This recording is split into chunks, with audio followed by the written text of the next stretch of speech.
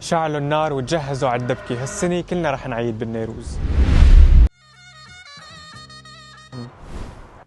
الربيع بسوريا هالسنة ريحته مو بس ورد، ريحته حرية وفرح، لأنه السوريين الأكراد رح يحتفلوا لأول مرة بشكل رسمي مع عطلة كمان. بهاليوم الساحات والشوارع رح تمليها الدبكات وتعلى أصوات الأغاني الكردية، ونار الشعلة النوروزية رح تكون نار فرح مو نار حرب.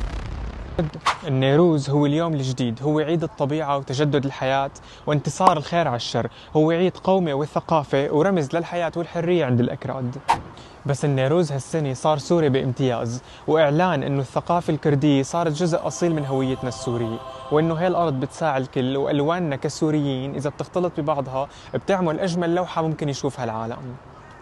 وما بننسى الأكلات التقليدية اللي بتحسها خلقت لهيك مناسبات، مثل الدولمة والمنسف، ومنمرق معها شوية مشاوي ما في مشكلة، خاصة إنه السيران بالبرية من أهم طقوس هاليوم.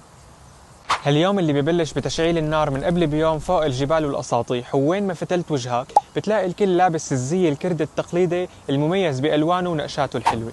شباب وصبايا صغار وكبار الكل فرحان وعم يشارك بالدبكة، الدبكة الكردية اللي بتهز الأرض وبتعلمك معنى الإيد على الإيد والكتف على الكتف عند السوريين.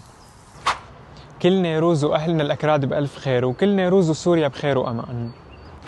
منشن لرفيقك أو رفيقتك الكردية مشان بكرة يعزموك على حفلة من حفلاتهم.